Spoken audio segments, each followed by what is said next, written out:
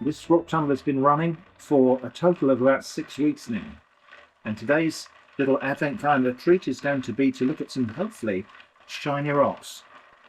So this jug, basin and sieve are ones that I keep set aside for this kind of dirty work. So what we need to do now is open up this tumbler, and that thumb screw on there is just a little bit too tight for me. I think this just ever so slightly rubs on the framework of the thing and tightens itself up as the tumbler goes. Anyway, so yeah, the metal top comes off. Just put that down there for the moment. That piece also comes off. That's the little rubber lid. And then we've got the contents of the barrel. This is the 6th session of tumbling here. I did 2 sessions of coarse grit, 2 sessions of fine grit, and then 2 sessions of polish. Each of those approximately a week long, some of them slightly longer than others. And I've got some ceramic beads in here just for the final polish. It's worth having these little ceramic beads in here because it just cushions the rocks and stops them banging together too hard, but also it makes sure that the polish gets kind of rubbed into all of the little crevices. Anyway, that's the rocks. Just going to set those aside for a moment while I take this out and tip it away in a soak away. There's nothing particularly chemically noxious about this. This is just finely ground rock and minerals. So this is the cerium oxide powder plus anything that's worn off of these rocks, which is mostly quartz. This wouldn't be good if it dried out and got in your lungs, but then that's true of most fine powders. But it is chemically pretty inert. So I've got a little soak away that I dug out by the woodshed, and I'm just going to tip that away. These minerals will basically become part of the subsoil. Okay, so I've got rid of the initial pour now. I've just got to give that a good rinse.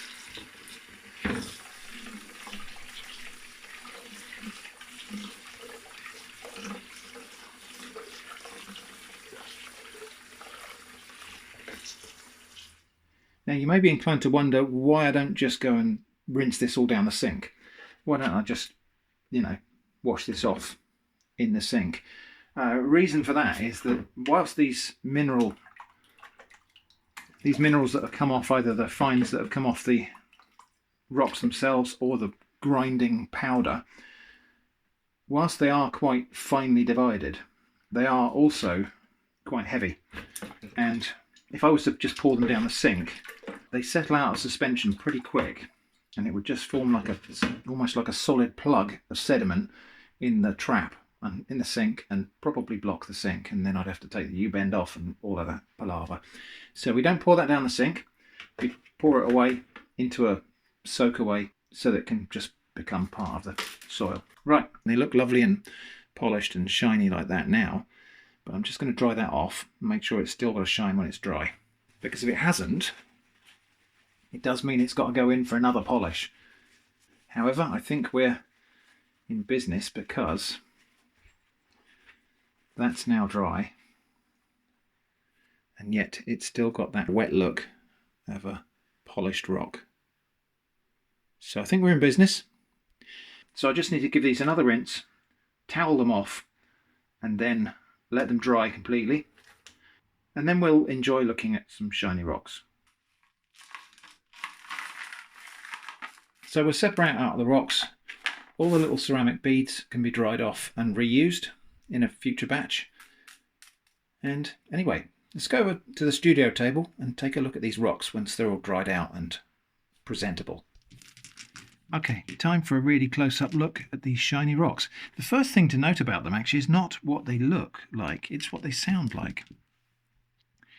Polishing them has made them sound different when they knock together. If you knock ordinary beach rocks together, they make a sort of clicking sound. But these rocks that have been polished, it's like a little chirp. Anyway, on with the picture show. So first to say is these little guys here, these all broke off of other bits. So these really aren't pieces that I put in to tumble. These are just fragments that came off of the other stuff. They have still polished mostly smooth. So, they're nice. But They are the also-rans, I suppose. Right, so let's have a look at some of these rocks. These here are pieces of lime bay agate. That's one. That's another one there. There's another piece of it there. There are some other bits of lime bay agate in here as well, actually. That's another piece there. And I think this is off the same section. Most of these rocks are different varieties of quartz, with one notable exception, which we'll get to in a minute.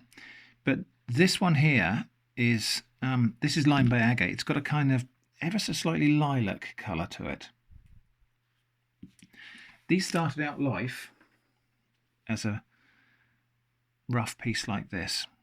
So that's what polished up into that. They're very flaky. They've got all sorts of faults and cracks and things in them. So there's another piece I didn't put in the polisher this time. So most of this brownish stuff has tumbled off, and we're left with the quartz bit in the middle, which is harder. Next, well, again, these might still be pieces of lime bay agate. I bought a box of random rocks from a rocks and minerals seller on eBay. And so some of these were unlabeled. Some of them were labeled as what they are. So that's a piece, I think, of lime bay agate. So we can see it's got a really nice transparency to it. I'll just turn the torch down so you can see inside. So yeah, some kind of polycrystalline quartz. Nice transparency, nice little bits of inclusions and fractures and all sorts of mineralization inside of there. Another quite similar piece. This one's got some almost like bands in it. Now, lime bay agate, despite being called lime bay agate, is not really like a lot of other forms of agate. It's not got conspicuous banding normally, but there are exceptions. I mean, these aren't agate bands really. They're in the conventional sense, but there they are anyway. Lovely bit of transparency there. There's another one. And this one, you can really appreciate the banding, even when it's not illuminated. But if we shine a light through that, we should get a better look at some patterns inside of it.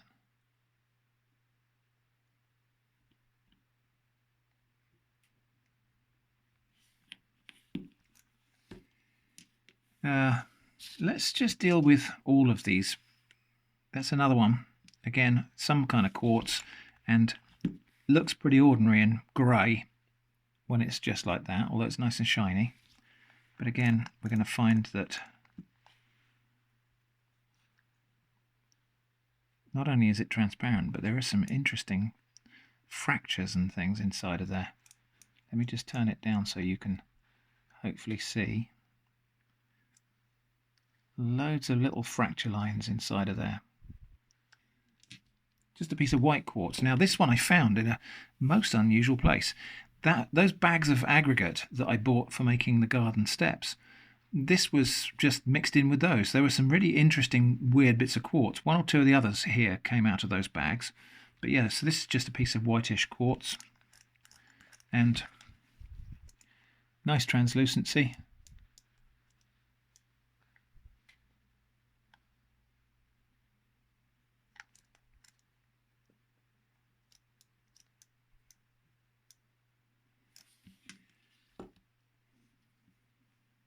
I think this might have been out of those bags as well. And this is a slightly more transparent piece of quartz with some brown streaks in it.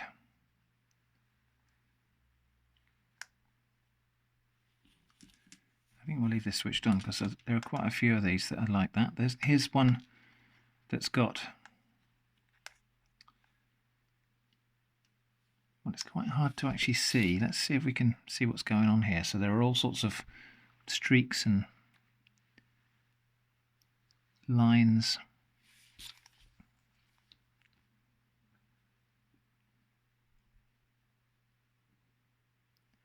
Don't know if you can really see that very well on camera, but anyway, there it is.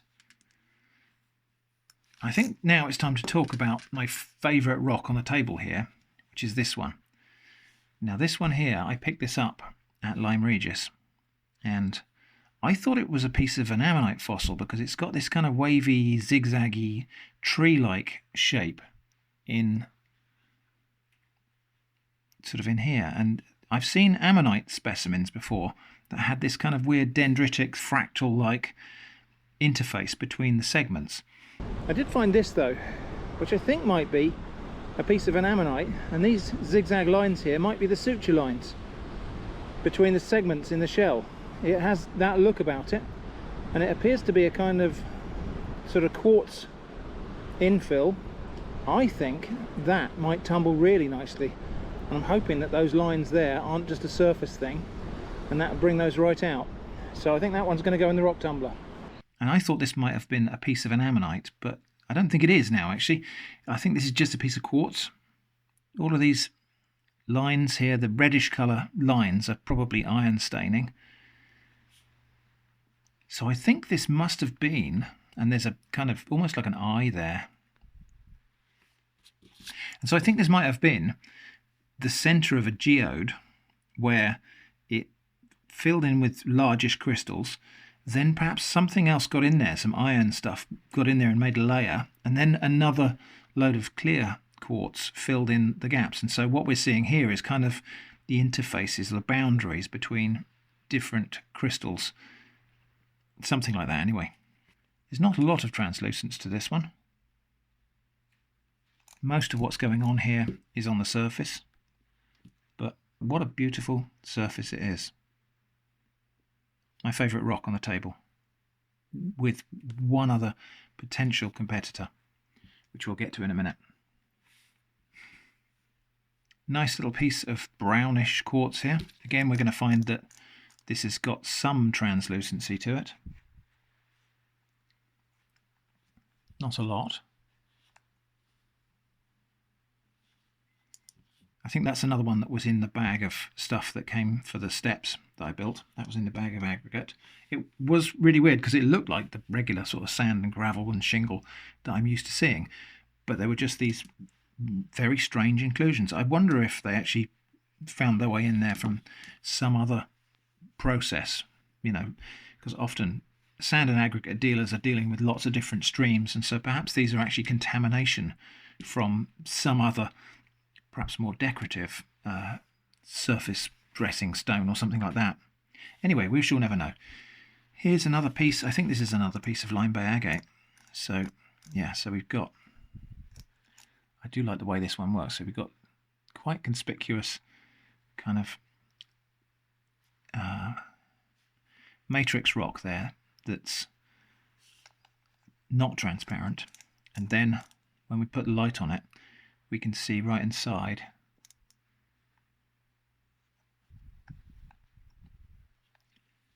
see right through. I like that. Another piece of quartz, and this time a kind of yellowy colour, and again the colour here will be iron. I think this might have come in the box of rocks I bought from an eBay seller up in Scotland. So this might have been a piece of quartz from Scotland somewhere. It's got lots of little speckles inside of it.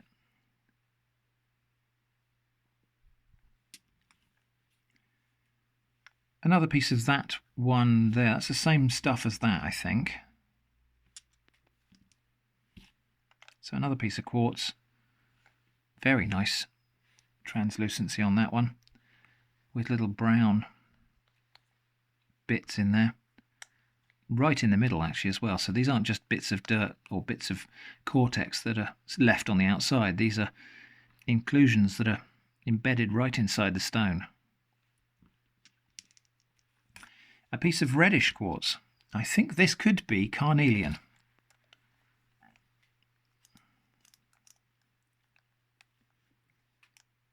Not very sure, but I want to say carnelian. If you're a geologist and you've got any better insight than me on these rocks, then do feel free to chime in the comments. This I think is just a piece of chert, just a piece of flint. So very, very common rock. Actually, I think the only reason I picked it up, this one might have even come from the garden. Perhaps the garden here, or maybe the garden at the old house. The only reason I picked this one up is it's got, and they were probably more conspicuous when it was whole, when it had the cortex on there. It's got the slight indication of bands in there, but I don't think they're... Oh yeah, you can see there are sort of bands or band-like structures in there.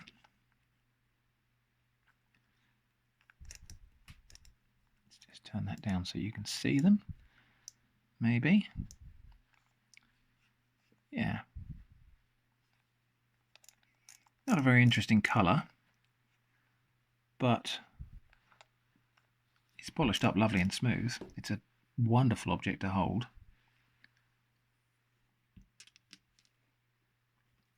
And again, a piece of flint. And I think this one did come from the garden here at Shrimp Cottage. So this one, again, I picked it up because it had what looked to be bands on it. So we can see some surface banding there. It could be a piece of banded shirt or something. Hard to say. Not a very interesting rock, but there was also this point where you have to fill the barrel to a certain level for the rock tumbling to work. And so even though I had some quite slightly unpromising rocks, these two in particular, and perhaps this one as well, actually, which we'll get to in a minute, I thought, well, I might as well just toss them in because they'll fill up some space in the barrel and then they'll make the other ones polish better. The noise that these make when they click together is quite satisfying. It's just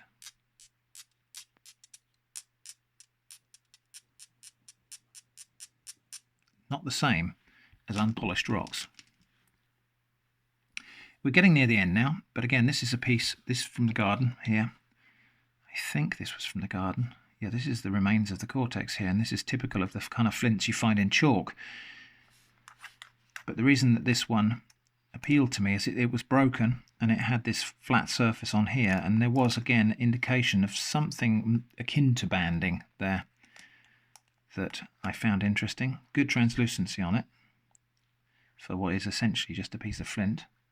And again, we can see tiny little fractures and lines and detail inside of there.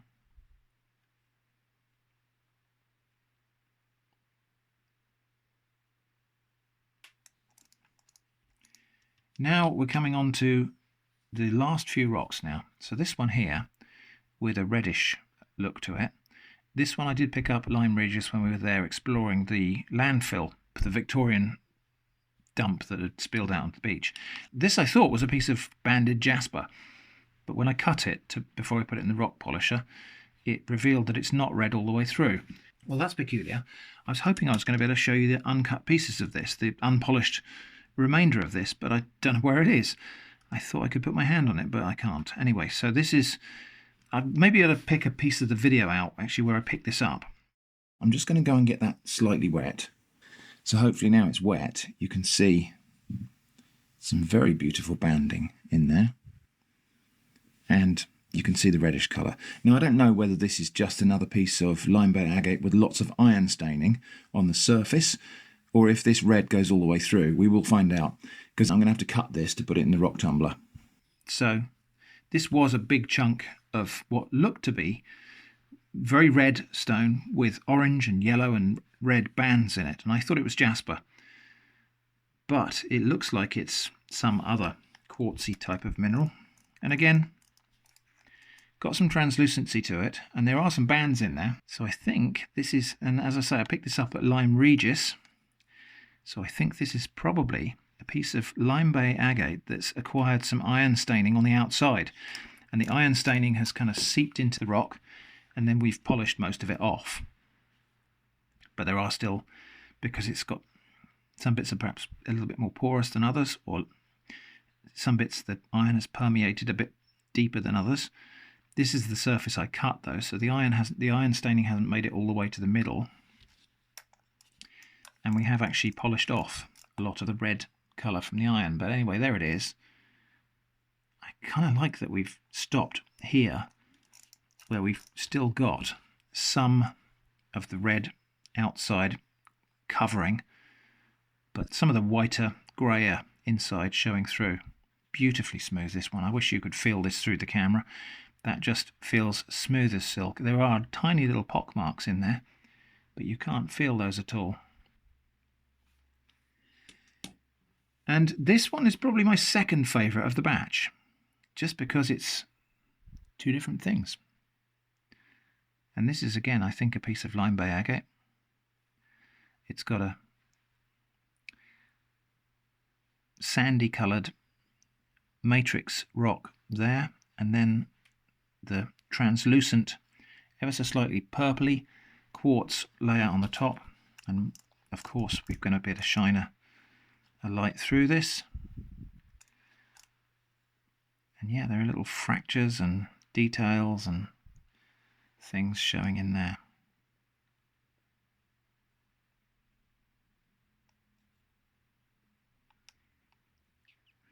It's interesting, even that sandy coloured stuff on the back there is actually translucent, just not quite so clear as the top layer.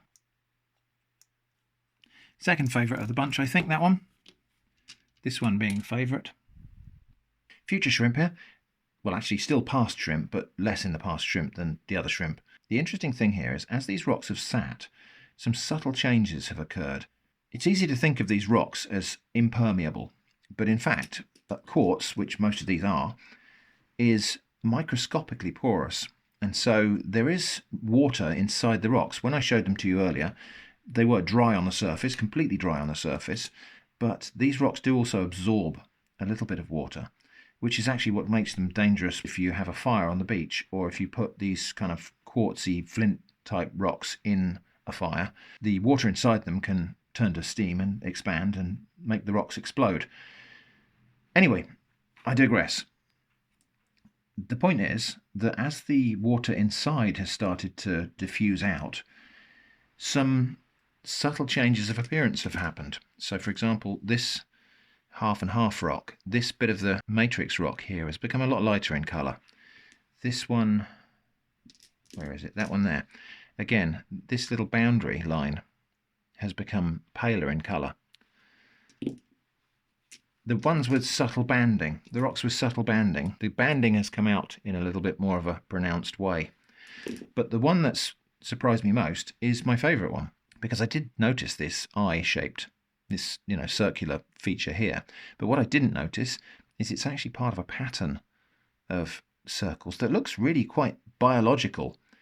And it does make me wonder whether this has got some fossil context. I'll get you a close look at this. So yeah, I don't know how well you'll be able to see this on camera actually, because it's really difficult to light these things. But we've got this line of circular features here, and then underneath it, kind of spaced in between them, we've got another line of circular features, and then another line of circular features underneath that, nested in together. And they're packed together in almost like a honeycomb type of arrangement, which this keeps giving me the vibe that that is some biological arrangement there. But I don't know.